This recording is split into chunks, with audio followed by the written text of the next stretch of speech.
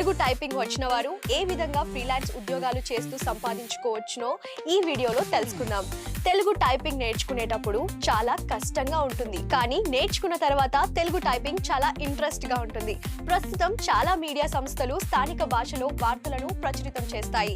ముఖ్యంగా మన తెలుగు రాష్ట్రాల్లో పత్రికలు వార్తలను ప్రింట్ చేయాలంటే ఖచ్చితంగా తెలుగు టైపింగ్ వచ్చిన వారు అవసరం అవుతారు. మండలం, నియోజకవర్గం, జిల్లా స్థాయిలో పత్రికా కార్యాలయాల్లో వార్తలు పంపేందుకు సాయంత్రం వేళ మీకు తెలుగు టైపింగ్ గా ఫ్రీలాన్స్ లో జాబ్ చేసుకునే అవకాశం ఉంటుంది. అంతేకాకుండా రిజిస్ట్రేషన్ కార్యాలయం దగ్గర ఉండే రైటర్ దగ్గర కూడా మీరు ఫ్రీలాన్స్ గా పార్ట్ టైం జాబ్ చేసి సంపాదించుకోవచ్చును. ఇక మీ సేవ ఇంటర్నెట్ సెంటర్ వంటి చోట కూడా మీరు తెలుగు టైపింగ్ సర్వీసులు ఇవ్వడం ద్వారా ఎర్న్ చేసుకునే అవకాశం ఉంటుంది. అలాగే ఫ్లెక్సీ ప్రింటింగ్ షాప్స్ లలో కూడా మీరు ఈ తెలుగు టైపింగ్ ఫ్రీలాన్స్ ఉద్యోగం చేసుకోవచ్చు. ఇప్పటి వరకు చెప్పుకున్న వాటిలో ఎక్కడైనా సరే మీకు వీలున్న సమయంలో ఫ్రీలాన్స్ లో పని చేసుకోవచ్చు. దీనికోసం మీరు వారి దగ్గరికే వెళ్లాల్సిన అవసరం లేదు.